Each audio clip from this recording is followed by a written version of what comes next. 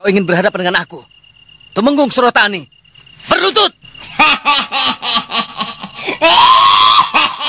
Setelah 2 hari Kisura mencari Sembara yang hilang. Namun usaha mereka tidak membuahkan hasil. Pada malam itu juga Kisura pulang ke rumahnya Ibu Mariamah, ibu dari Sembara. Lalu kemudian ia pun melaporkan bahwa Sembara tidak ditemukan. Padahal mereka sudah kemana-mana menjajah desa Milangkori. Artinya setiap desa sudah ditelusuri. Bagaimana Dik Sura? Belum ketemu. Heran, kemana perginya kakek itu membawa Sembara? Saya sudah mencarinya kemana-mana. Di desa Dukuh Turi, desa Bulak Pucing, Banjaran, Panggungan. Tidak ada. Belum juga selesai Kisura menyampaikan obrolannya. Tiba-tiba muncul Ki Raisman dengan 2 orang temannya. Pada waktu itu, Kisura dengan Mariamah sedang duduk berduaan. Ki Raisman pun nampaknya sangat marah pada saat itu karena Mariamah ketahuan sedang duduk berdua dengan Kisura. Dan pada akhirnya Ki Raisman pun cemburunya makin membara. Tunggu, tunggu. Aku peringatkan kamu, jangan dekati Mariamah. Andika mengancam saya. Kamu masih muda, banyak perawan. Kenapa harus dengan janda? Sebagai seorang prajurit, saya wajib menolong kepada siapa saja. Tidak perlu apakah dia janda atau perawan. Jangan katakan menolong. Andika punya maksud tertentu. Hentikan! Kalau akhirnya jadi ribut, lebih baik bubar. Pergi semuanya. Aku bisa mengurus diriku sendiri.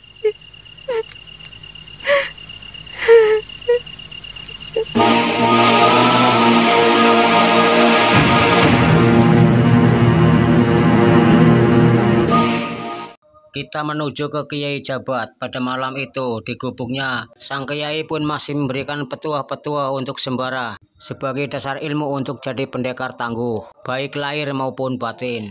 Pada saat itu, sang Kiai pun menjelaskan tentang berbagai ilmu yang ada di dunia ini beserta tujuannya masing-masing. Tidak lupa juga ia pun mengajarkan ilmu-ilmu Islam kepada Sembara. Akan tetapi, Kiai Jabat pun baru sadar kalau ibunya Sembara di rumah sedang gelisah. Pada saat itu, hari pun sudah larut malam.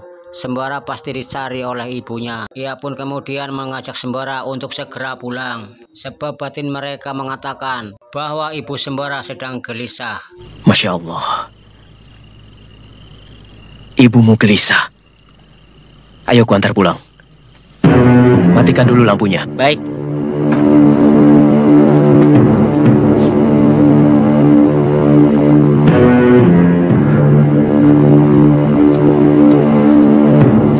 Sembara, ayo cepat. Kakek punya kuda. Kakek bisa lebih cepat dari kuda. Apa iya, kek? Ayo naik.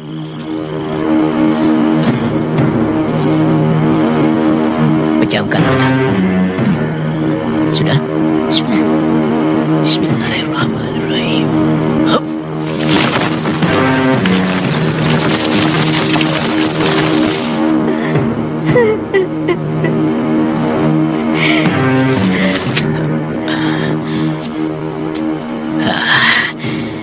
Sekarang bukalah matamu. Sudah sampai, kek? Lihat, rumah siapa ini? Rumah saya. Mak. Mak. Mak. Sembara. Mak. Sembara. Mak. Mak. Sembara anakku. Mak jangan nangis. Sembara nggak apa-apa. Kita menuju ke Sultan Mataram, yang mana pada saat itu Sri Sultan Agung Mataram sedang bersemedi untuk memanggil penguasa Laut Kidul guna meminta petunjuk bagaimana cara mengalahkan Mak Lampir yang membuat Mataram tidak lagi aman. Setelah beberapa lama membaca mantra gaibnya, kemudian tiba-tiba muncullah seorang wanita yang sangat cantik. yang tiada lain adalah Nyai Roro Kidul atau yang disebut ratunya para jin Laut Kidul. Sultan Agung pun kemudian menanyakan perihal kehadirannya Mak Lampir.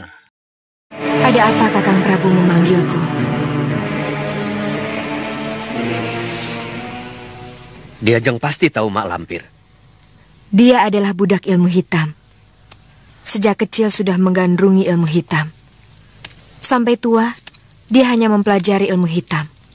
Lainnya tidak. Itulah sebabnya dia bisa menembus alam lelembut, alam halus yang kasat mata.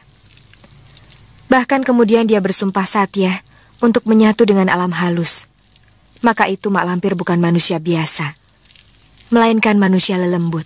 Manusia setengah siluman? Iya, itulah sebabnya dia tidak tersentuh maut. Meskipun tidak bisa mati, tapi bukan berarti tidak bisa dilumpuhkan. Bukankah begitu, Dia Jeng? Benar. Tapi cara melumpuhkannya itu yang Kakang belum tahu. Carilah cemeti amal rasuli. Hanya dengan itu Mak Lampir bisa dilumpuhkan, untuk kemudian dibelenggu agar tidak kemana-mana.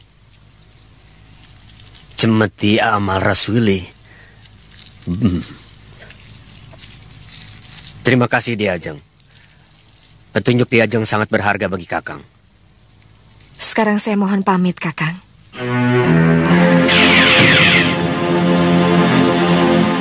Selanjutnya, Sultan Agung pun menemui ketiga orang kepercayaannya. Ia pun mengatakan bahwa Mak Lampir bisa dikalahkan dengan senjata yang bernama Cambuk Cemeti Amal Rasuli.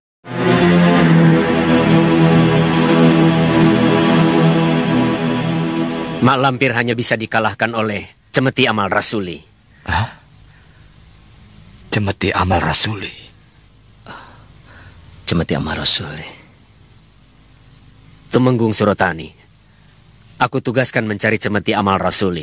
Selanjutnya, Sultan Agung pun kemudian ia pun memerintahkan Tumenggung Surotani untuk mencari tahu tentang keberadaan benda pusaka Cemeti Amal Rasuli tersebut. Malam itu juga, Sang Tumenggung pun langsung berangkat. Namun, belum juga ia keluar dari wilayah kerajaan. Tiba-tiba ia mendengar suara tawa yang menggelegar bagaikan petir. Yang tiada lain adalah tawa Mak Lampir yang dikirimkan lewat tenaga dalam yang sangat tinggi. Tumenggung Surotani pun sempat kebingungan untuk mengetahui dari mana sumber suara tersebut. Akan tetapi, tak lama kemudian Mak Lampir pun muncul di hadapan Tumenggung Surotani. Hingga kemudian terjadilah pertarungan sengit di antara keduanya.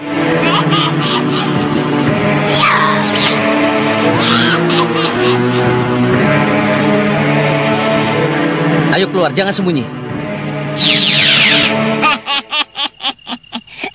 Kau yang bernama Mak Lampir. Jangan sampai aku salah tangan.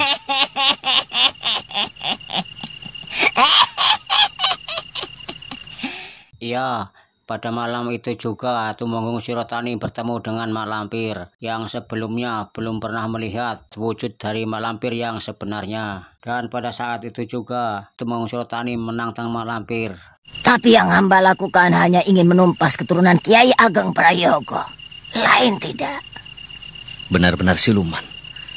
Kau melakukan pembunuhan seenaknya saja, tanpa memperdulikan akibatnya. Hamba jadi begini akibat perbuatan Kiai Ageng Prayogo. Kakek moyang mereka. Ya, tapi negeriku jadi onar. Rakyatku menjadi gelisah karena ketakutan. Yang lebih menakutkan lagi, kau membantu Belanda dan membantu pemberontak. Berarti, secara tidak langsung kau ingin berhadapan dengan aku, Tumenggung Surotani, singa dari Mataram. Sampai di sini dulu alur cerita untuk episode kali ini. Nantikan di episode berikutnya. Terima kasih.